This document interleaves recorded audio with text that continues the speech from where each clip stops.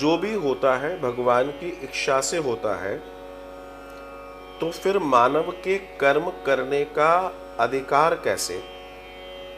देखिए राधिका चौहान, चूंकि हमारे पास जो समय है, इस समय के अनुसार तो हम जो चर्चा करेंगे वो कर ही लेंगे, लेकिन इसका बहुत अच्छा उत्तर अगर मैं कहूँ, आप बहुत ब्रीफ में अगर इसका उत्तर लेना चाहती हैं तो आप जाइए गीता जी में, और गीता आपको इसका बहुत सटीक दर्शन देने वाला है।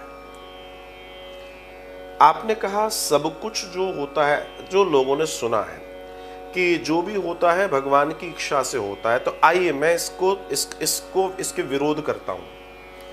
आपने कहा यह सामान्य तौर पे व्यक्ति कहता है कि जो भी कुछ होता है भगवान की इच्छा से होता है। मैं कहता हूं बिल्कुल भगवान की इच्छा से नहीं होता। आप कहेंगे आप कैसी बातें कर रहे हैं? हाँ, मैं बिल्कुल सही कह रहा हूं। जो भी होता है हमारे कर्म और प्रारब्ध के अनुसार होता है।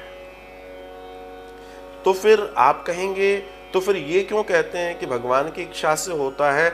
भगवान की इच्छा से हमारे कर्म और प्रारब्ध का फल प्राप्त होता है। मीन्स जो हम करे हैं भगवान हमें उसका फल देते हैं। अर्थात ईश्वर का जो सॉफ्टवेयर है उस सॉफ्टवेयर में हमारे कर्म डाले जाते हैं और प्रतिक्रिया बाहर आती है, उसका प्रतिफल बाहर आता है। हम गलत कार्य करें और परिणाम गलत आए और हम भगवान से कहें ये तो तूने सही नहीं किया, इसमें भगवान का क्या दोष? अच्छे कार्य करेंगे उसके परिणाम भी अच्छे ही आएंगे। भगवान न लेने में न देने में, भगवान ने तो एक देखिए, भगवान छोटा व्यक्ति नहीं है, भगवान बहुत विराट है। तो वो इंडिविजुअली सबके लिए काम करने लगे तो उसके लिए अनेकानेक ब्रह्मांड चलाने उसको इतना टाइम कहाँ मिलेगा? तो उसने एक सॉफ्टवेयर बनाया है, वो सॉफ्टवेयर का नाम है कर्म फल। अर्थात जो भी व्यक्ति जो कर्म कर रहा है उस कर्म के अनुसार उसको फल मिलता है। जैसे आपने देखा होगा कभी जूस पिया होगा या गन्ने का रस पिया होगा, तो आपने देखा होगा गन्ना मशीन में डाला जाता है, दूसरी तरफ से रस निकल आता है। अब गन्ना जब डाला जा रहा है तो उस पर प्रेशर पड़ रहा है तो रस निकल रहा है। इधर गन्ना था उधर रस है, बस अंतर इतना ही है। इस तरफ से हम कर्म करते हैं, उस तरफ से कर्म के प्रतिफल पैदा होते हैं।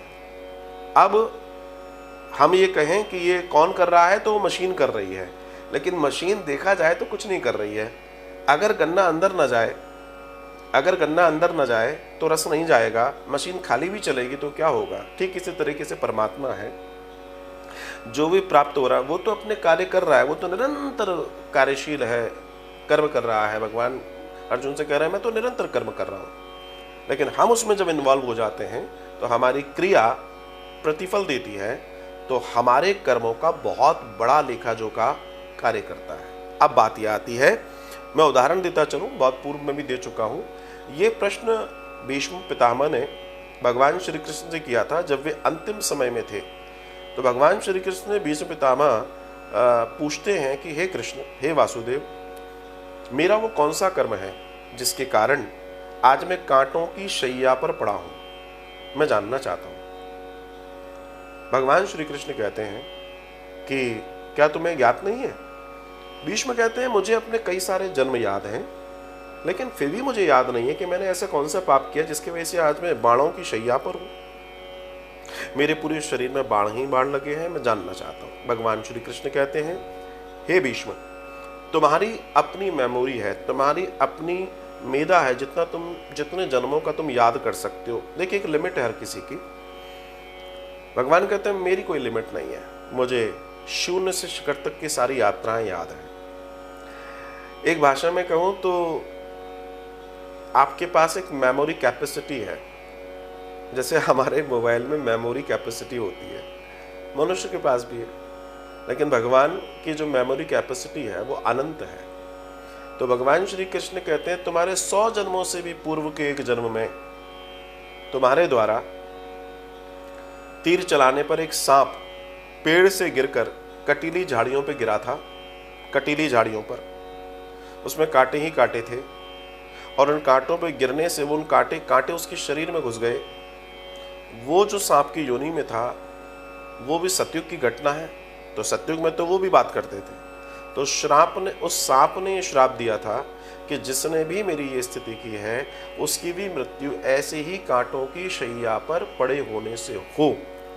कौन कह रहे हैं? भगवान श्री कृष्ण कह रहे हैं। लेकिन फिर भीष्म कहते हैं, हे नारायण, अगर ऐसा था तो 100 जन्मों के पूर्व की घटना आप बता रहे हैं, तो ये आज मेरे साथ क्यों घट रही है? अब यहाँ पर बहुत ध्यान देने वाली बात है राधिका चौहान, यहाँ बहुत ध्यान देने की बात है।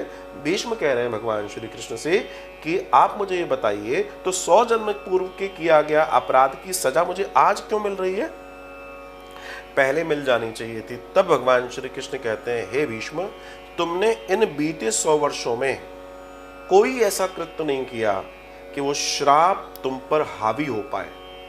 मतलब भीष्म ने जो कर्म किए वो कर्म इतने सुंदर थे, वो कर्म इतने श्रेष्ठ थे कि वो श्राप भी वेट करता रहा कि मुझे एंटर होने की जगह मिले कि मैं इसके ऊपर हावी हो पाऊं।